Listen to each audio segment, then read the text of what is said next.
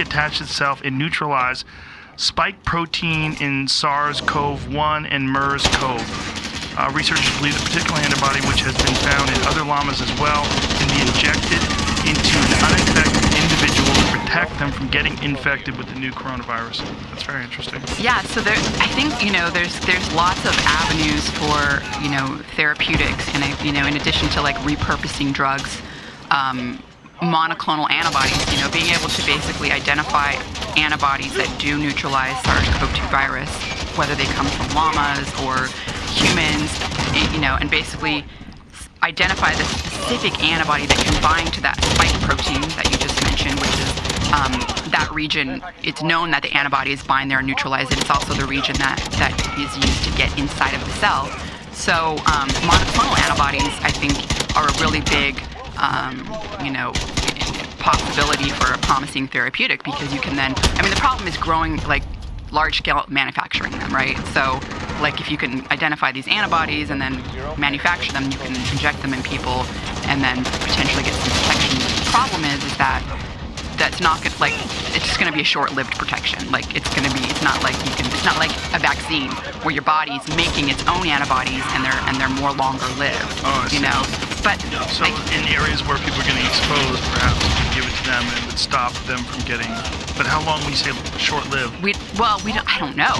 So it's probably enough to, like, if you're a healthcare worker, your first line, first responder, people that are definitely like being exposed to large doses of the virus, that could be a promising area. But also, I think even just treating patients like that have already been infected. So that's also another. So, like, in combination with some of this other stuff, like remdesivir, which is, it's not like a silver bullet, but it seems like it's also promising, probably with a combination of other factors as well. But yeah, the monoclonal antibodies is a really. I know there's like Regeneron's a big company. They're growing some large scale ones. I think they isolated from humanized mice or something. But there's other companies that have isolated them from humans that have been infected. So that's definitely a promising area for sure.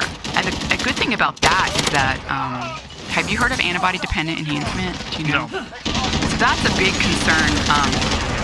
All right. So basically, when your body is exposed to a pathogen like a virus, your innate immune system, the first line of defense, like neutrophils, things like that, are making hydrogen peroxide, trying to kill the virus. But then in the background, your adaptive immune system, and I'm just totally generalizing, is also working in the background, and part of that an adaptive immune response is to produce antibodies. So you have memory B cells that are making antibodies that are specific to bind to different regions, epitopes on the virus, and neutralize them, prevent them from getting inside of the cell. And so that adaptive immune system usually takes about 7 days after you're exposed to the virus, right?